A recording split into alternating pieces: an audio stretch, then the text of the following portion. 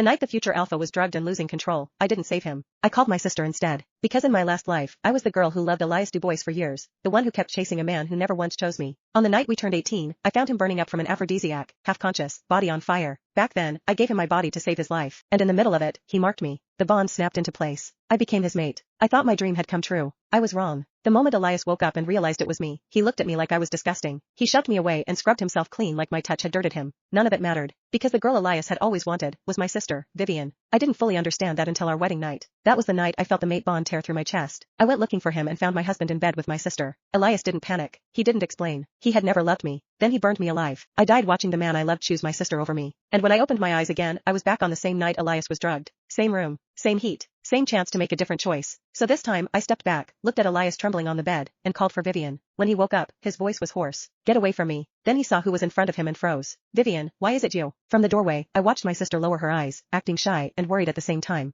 And suddenly, everything became clear. It was never about who saved him. It was about who he wanted. Elias picked Vivian up and walked away without even glancing at me. I thought that would be the end of it. I was wrong again. That same night, I got a fever. Someone knocked on my door. It was Elias. He looked at me with cold contempt. What game are you playing now, Clara? I stared at him, confused. He laughed. You called Vivian to sleep with me in front of everyone. Did you even think about her reputation? I almost laughed in his face. In my first life, saving him was wrong. In this life, stepping aside was wrong too. So I looked at the man I had once loved enough to die for and said, think whatever you want. I don't care anymore. For the first time, I meant it. The next day, security came for me. They said I was the prime suspect in Elias's drugging because I was the first person who found him. Worse, Elias himself said I might have planned the whole thing just to play the hero. He had me locked up for a day and a night. When they finally let me out, I heard him say the words that stopped me cold. Vivian saved me. I marked her. She'll be the Luna of the Dubois pack. I'm going to marry her. In my last life, he had to be forced to marry me. In this life, he couldn't wait to marry my sister. Then Elias looked straight at me and said, Clara, I don't like you. I never will. This time, I smiled. Don't worry, I said. I won't get between you two again. That should have satisfied him. Instead, Elias kept looking at me like something was wrong.